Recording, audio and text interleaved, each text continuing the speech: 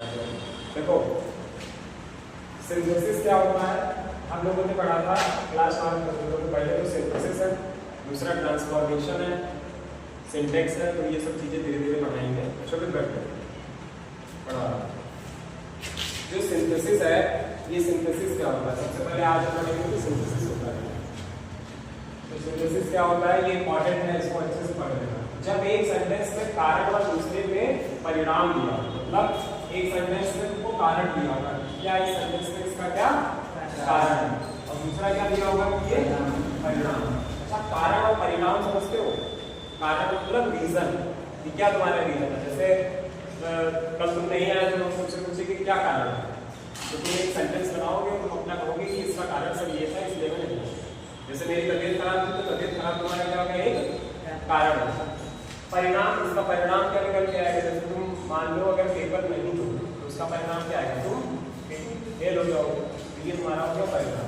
तो ऐसे सेंटेंस जिसमें कारण व दूसरे में क्या दिया, परिणाम दिया, उसे हम क्या बोलते हैं, सिंथेसिस। क्या बोलते हैं, सिंथेसिस। क्या बोलते हैं, हाँ। अब यदि बात, आप जैसे मान लो बहुत सारे सेंटेंसेस होते हैं, ठीक, जिसमें तुमने इज एम आर दिया होता है या वॉज या वर। जैसे कुछ वाक्य हैं जिसमें इज एम आर या वॉज या वर आए, तो वहां पे हम क्या लगाएंगे, क्या लगाएंगे, बीइंग का प्रयोग करेंगे। मतलब बहुत सारे सेंटेंस ऐसे होंगे जहां पे कारण और परिणाम बहुत सारे दिए होंगे। जैसे मान लो एक सेंटेंस दिया गया, उसमें कारण दिया और परिणाम दिया, तो वो जो सेंटेंस करके तैयार हुआ होगा उसमें अगर helping verb is am are या वॉज या वर, तो क्या है, हेल्पिंग वर्ब है, इज एम आर या वॉज या वर दिया हुआ होगा, तो उसको किसमें चेंज करेंगे, बीइंग का प्रयोग करेंगे। वहां पे क्या करेंगे, बीइंग का प्रयोग करेंगे। ठीक है, बीइंग का अर्थ है, बीइंग का अर्थ क्या होता है, होकर या होने पर या होने के कारण। ध्यान रखना, ठीक है। जैसे पहला एग्जांपल दिया है, Ritu was sad she went her home. मतलब रीतू दुखी थी, वह घर अपने जाना चाहती थी। ठीक, तो देखो वॉज को मैंने ऊपर लिखा, वॉज या वर को चाहे जब इसका प्रयोग करेंगे बीइंग। तो मैंने वॉज की जगह पे क्या रखा, बीइंग। आगे क्या था, लेकिन जो इसका सब्जेक्ट था वो तो हम लेंगे ही ना। रीतु को ऐसे लिखा और वेंट हर होम, ये हमारे जो बनके तैयार हुआ, इसी को क्या बोलते हैं, सिंथेसिस ऑफ सेंटेंस। ठीक, सिंथेसिस ऑफ। तुमको ये दिया होगा और तुमको ये बनाना है। तुमको ये पता होना चाहिए कि सिंथेसिस में जहां पे वॉज या वर या इज एम आर होगा, वहां पर किसका प्रयोग करेंगे, बीइंग का प्रयोग करेंगे। रूल्स बहुत सारे हैं, लेकिन ध्यान ये रखना है कि जहां पे वॉज या वर या इज एम आर होगा, वहां पे किसका प्रयोग करेंगे, बीइंग। अच्छा, नेक्स्ट वाले का क्या बन जाएगा, the beggar was lame he can not run. तो इसका क्या बन जाएगा, being done, very good, being can, lame, the beggar, being where, comma, the the beggar cannot हाँ शंकर कैन नॉट रन। ठीक है, ठीक, समझ में आया। जहां पे वॉज था वहां पे मैंने क्या लिखा, बीइंग, आगे लेम का लेम लिख दिया, इसका सब्जेक्ट हम लेंगे और बाद में कैन नॉट रन। हमेशा ध्यान रखना कि पहले ये वाला सब्जेक्ट जो होगा ये इसी के अकॉर्डिंग दूसरे वाले सेंटेंस में हुआ। जैसे बेगर, बेगर मतलब कोई आदमी होगा, भिखारी, बेगर मतलब भिखारी होगा, तो कोई आदमी होगा तो वाह मतलब दौड़ नहीं सकता, रन नहीं कर सकता, है कि नहीं, कैन नॉट रन। तो मैंने ही को किससे चेंज किया, मतलब जहां पे वॉज है वहां पे तो बीइंग का यूज करेंगे, लेम लिखा था लेम का यूज करेंगे, लेकिन ध्यान ये रखना है कि जो इसी सेंटेंस का जो सब्जेक्ट होगा वो उठा के रखेंगे, देन दूसरा वाला हम ये वाला करते हैं। क्योंकि ही का काम कौन कर दिया, बेगर, और ही किसके लिए लगाएगा, बेगर के लिए, कंफ्यूज मत हो। ठीक, ओके, स्टॉप। देखो पहला वाला रूल समझ में आ गया था, पर इसकी फर्स्ट जहां पे इज एम आर या वॉज एम आर होगा वहां पे क्या लगाएंगे, बीइंग लगाएंगे। अब आता है सिंथेसिस के, हम क्या पढ़ेंगे, रूल, और उसके साथ में उसके एग्जांपल। देखो पहला रूल क्या कहता है, by using a participle verb plus ING verb plus ED form. ये रूल होता क्या है, ये रूल है, ध्यान रखना। ठीक, ये रूल नंबर 1। ये जिस सेंटेंस में वर्ब होगा इज चेंज, इसको हम चेंज करेंगे इनटू अ पार्टिसिपल। किसमें चेंज करेंगे? पार्टिसिपल में। At the sentence are combined, दोनों सेंटेंस को क्या कर देंगे? जोड़ देंगे। फिर से समझो, कोई भी हमारे पास एक सेंटेंस दिया होगा, ठीक है, कोई भी एक सेंटेंस दिया हुआ होगा, उसकी जो वर्ब होगी वो वर्ब चेंज होगी किसमें? पार्टिसिपल। और जब पार्टिसिपल में चेंज हो जाएगी और जो सेंटेंस बन के तैयार होगा उसको हम क्या कर देंगे? जोड़ देंगे, कंबाइन कर देंगे एक दूसरे। तो पहला रूल क्या कहता है? कोई भी सेंटेंस की जो वर्ब है उसको हम किसमें चेंज करेंगे? पार्टिसिपल में चेंज करेंगे। पार्टिसिपल में चेंज होने के बाद जस्ट हम क्या करेंगे? उस सेंटेंस को हम क्या कर देंगे? जोड़ देंगे। कैसे करेंगे? देखो, जैसे ये तुम्हें सिंपल सेंटेंस दिया होगा और कहेंगे कि इसका क्या निकालो? सिंथेसिस निकालो या सिंथेसिस बनाओ।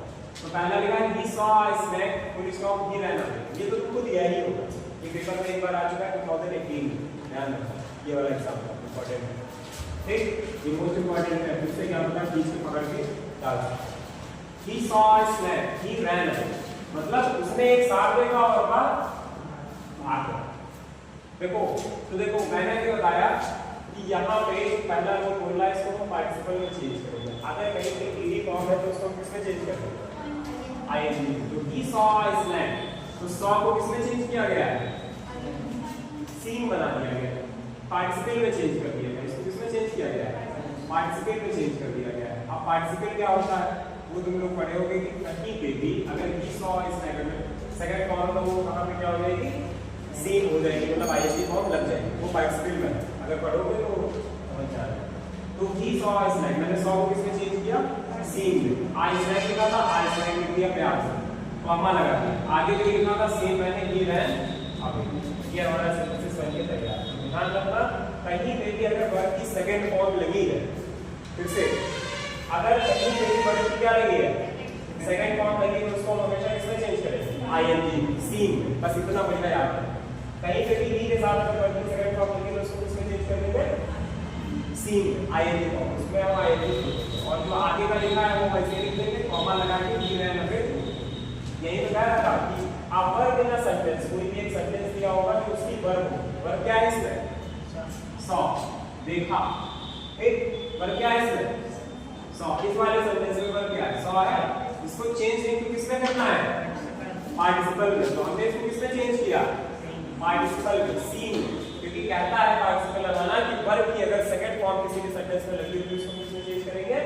आईएनजी में, सीन। डन। सॉ को किसमें चेंज किया? सीन में। आई स्नैक लिखा था, आई स्नैक लिख दिया। बाद में कहा गया जो पार्टिसिपल बनके तैयार होगा and the sentences are combined, तो क्या हो जाएंगे? जो सेंटेंस वाला चेंज किया है मैंने वर्ब को पार्टिसिपल में जो चेंज किया है वो सेंटेंस क्या हो जाएगा? कंबाइन हो जाएगा। कंबाइन करने के लिए मैंने कॉमा लगाया, आगे वाला सेंटेंस उसमें कंबाइन कर दिया और ये हो गया रूल नंबर 1। समझ में आया? तो seeing a snake he ran away। Done, ये बन गया हमारा सिंथेसिस। दूसरा है by using an infinitive। मैंने infinitive पढ़ाया था कि infinitive क्या होता है। ये भी लिखवाया था कि कोई भी सब्जेक्ट के पहले क्या लगा दो? सॉरी, हाँ, वर्ब के पहले क्या लगा दो? टू लगा। वर्ब के पहले टू लगा तो हमारा क्या कहलाता है? A sentence is changed into an infinitive। कोई भी सेंटेंस को जब हम चेंज करेंगे किसमें? है, किसी भी सेंटेंस को हम चेंज करेंगे किसमें? इंफिनिटिव में। टू शो द पर्पस, मतलब जब हम कोई सेंटेंस को हम इंफिनिटिव में चेंज करेंगे तो एक हम पर्पस दिखाएंगे, अपना प्रस्ताव दिखाएंगे। पर्पस मतलब प्रस्ताव रखना, ठीक, पर्पस मतलब प्रस्ताव रखना। तो ऐसे सेंटेंस होंगे जिसमें हम अपना प्रस्ताव रख रहे होंगे, या बहुत सारे सेंटेंस होंगे कि चलो आज यहाँ चलो आज प्रस्ताव रख रहे हैं ना, तो उसमें क्या होगा कि उसको हम किसमें चेंज करेंगे? इंफिनिटिव में चेंज करेंगे। तो देखो ये मेरा सिंपल सेंटेंस है, ये तुमको दिया हुआ होगा और मैं एक इसका सिंथेसिस बनाऊं। He went to the market, वह मार्केट गया। He wanted to buy vegetables, वह कुछ क्या मतलब खरीद चुका था, सब्जियां खरीदना चाहता था। फिर वह सब्जियां खरीदना चाहता था, वह मार्केट गया और वह सब्जियां खरीदना चाहता था। अब इसको किसने चेंज किया? He went to the market, तो ऐसे लिख दिया। फिर इन्होंने कहा है कि जहां पे वर्ब चेंज आ सेंटेंस का चेंज देना है इंफिनिटिव, तो हमको सबसे पहले सेंटेंस में क्या ढूंढना है? वर्ब को ढूंढना है ना। तो वर्ब इस सेंटेंस में क्या है? वांटेड। तो ये तो मैंने ऊपर वाला सेंटेंस ऐसे ही लिख दिया, he went to the market। फिर जो वांटेड था इस वर्ब को पकड़ा और वर्ब ही किसमें चेंज होना है? इंफिनिटिव में जब ऊपर वर्ब की जगह पे में पार्टिसिपल चेंज हो रहा था, जब वर्ब था हमारा यहीं तो पार्टिसिपल बना रहा था, तो दूसरे रूल में भी तो हम सबसे पहले सेंटेंस के वर्ब को पकड़ेंगे ना। तो मैंने इस सेंटेंस के वर्ब को पकड़ा और जैसे ही पकड़ा और दूसरा रूल क्या कहता है किसमें चेंज होगा, इंफिनिटिव में। और वर्ब के पहले क्या लगा देंगे, टू। तो इस वर्ब के पहले मैंने क्या लगाया, तो मैंने ही वांटेड को बिल्कुल हटा ही दिया, क्योंकि ये वर्ब क्या है, ये वर्ब है ना वांटेड, ये ही वांटेड को हटा दिया क्योंकि ही वेंट पहले से ही आ गया ना। इस ही का काम हम यहां पे करेगा जब हम सिंथेसिस करेंगे। इन दोनों ही का काम पहला वाला ये वाला ही करेगा जब हम सिंथेसिस करेंगे। समझ में आ रहा है, कठिन है लेकिन आ जाएगा। He went to the market, he went to the market, फिर तुरंत आपको इंफिनिटिव बनाना है, तो वर्ब के पहले क्या लगाना है, टू। तो मैंने वर्ब के पहले मतलब इस वर्ब की जगह पे क्या लगा दिया, टू। इस वर्ब की जगह पे क्या लगा दिया, टू। और आगे तो टू लगा ही था, तो टू बाई, ठीक, क्योंकि दो को एक जगह लग नहीं सकता। तो जो इंफिनिटिव वाला टू था, इस वाले टू को दिया काट, तो टू बाई। समझ में आया, रुक जाओ, समझ में आया ये। तो पहला रूल क्या कहता है कि अगर हमारे पास सेंटेंस दिया है और उसको हम चेंज करें, अगर हमारे पास कोई भी वर्ब वाला सेंटेंस दिया है, ऐसा सेंटेंस जिसमें सिर्फ वर्ब ये कौन सी है पता है, ये है मेन वर्ब। कौन सी होगी, मेन वर्ब, मतलब हेल्पिंग वर्ब इसमें नहीं होगी। पहला इससे पहले वाला जो रूल बताता वो बताता कि इज हमारे या वाज एवर को इसमें चेंज करेंगे बीइंग, किसमें चेंज करेंगे, बीइंग। लेकिन यहाँ पे सिर्फ वर्ब की बात कर रहे हैं, तो कौन सी वर्ब होगी, वो मेन वर्ब होगी। वहां पे कौन सी थी, इज हमारे वाज एवर हेल्पिंग वर्ब, तो ये कौन सी है, main.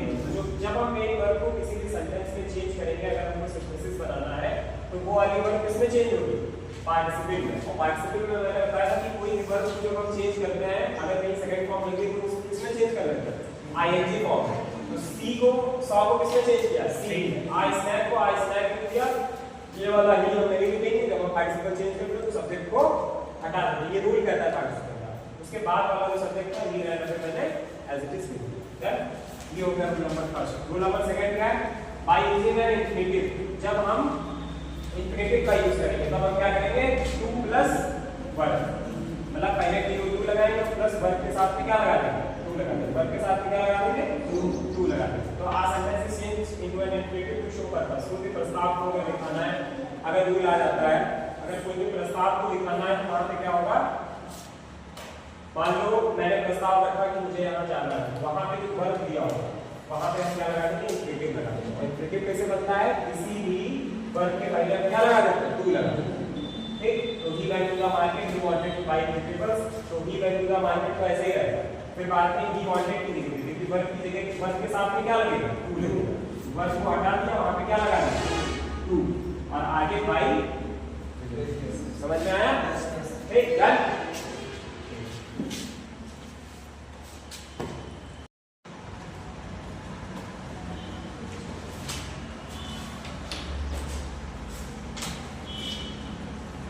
This is the homework of synthesis of sentences. ये घर से बनाकर लाने हैं, ठीक है। ये वाला मोस्ट इंपोर्टेंट है, ध्यान रखना। Question number 5. I finished the book. I put it on. ये it on है actually. I put it on the shelf. ठीक है। ये मोस्ट इंपोर्टेंट है, ठीक है। Right first one. ये मोस्ट इंपोर्टेंट। जो बोर्ड एग्जाम्स में 2019 में ये पूछा गया है, 2020 में ये पूछा गया है, ठीक है। उल्टी बोलते हैं, ध्यान रखना है, ठीक। पहले वाले का क्या बनेगा, देखो जितने एग्जांपल्स हैं ये सब चेंज हो गए सिंथेसिस ऑफ सेंटेंसेस, मतलब ये इस वाले रूल से चेंज हो गए। Rule number first, combine using participle. इसका रूल क्या था, इसमें हम क्या लगा देते हैं, जो वर्ब होती है वर्ब चेंज इनटू पार्टिसिपल लगेगा। A sentence, a verb in a sentence change into a participle, ठीक है। ईडी है उसको किसमें चेंज करेंगे, आई नहीं, तो इसका क्या हो जाएगा, completing his homework comma he went out to play. अब मैं आगे के नहीं बताऊंगा, आगे का है होमवर्क, ओके। मजा आया, यस सर, कितना मजा आया, ठीक है, डन। ये करके आना है अच्छे से।